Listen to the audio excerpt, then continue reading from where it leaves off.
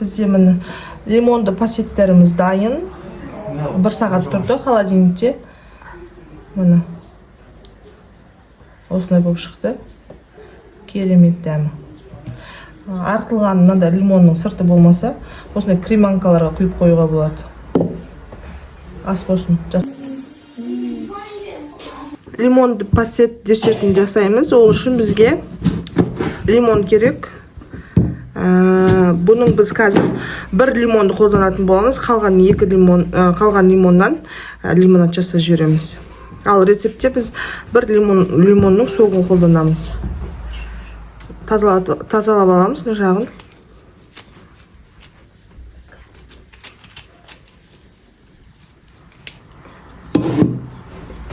Барлық лимондарды осылай тазалап аламыз. Қасалап кеш.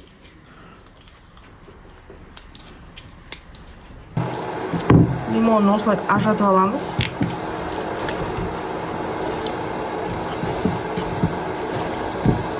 Мұнда бізде сливкиміз.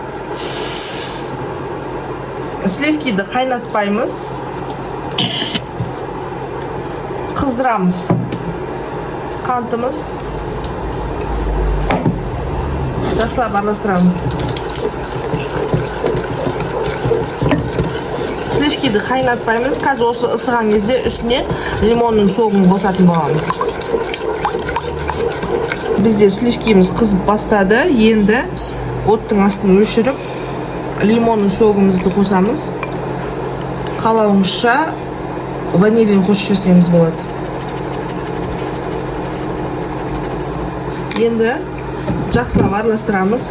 Қайнатпаймыз. Қайнататын болсаңыздар іріп кетеді сливкиіңіз.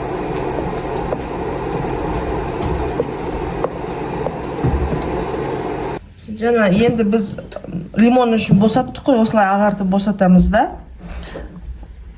Осылай құйып шығамыз.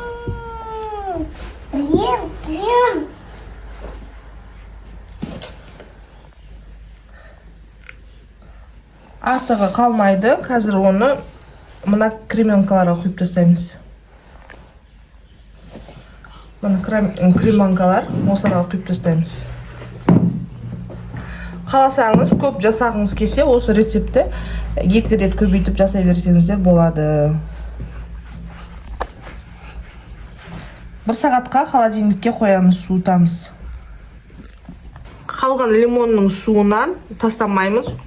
Лимонад жасайтын боламыз, мохито. Ол үшін бізге сарыағаш керек. Сарыағаш болмаса, спрайт немесе просто қара су қоссаңыздар болады, фильтрдің суы. Сарыағашымыз қостық.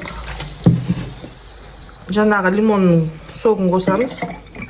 Сарыағаштан кейін мохитамызды қосамыз. Лаймымызды қосамыз. Для вида малина болмаса клубника қосып жіберсеңіздер болады. Мятамызды қосып, жақсылап араластырамыз. Лимонадымыз дайын.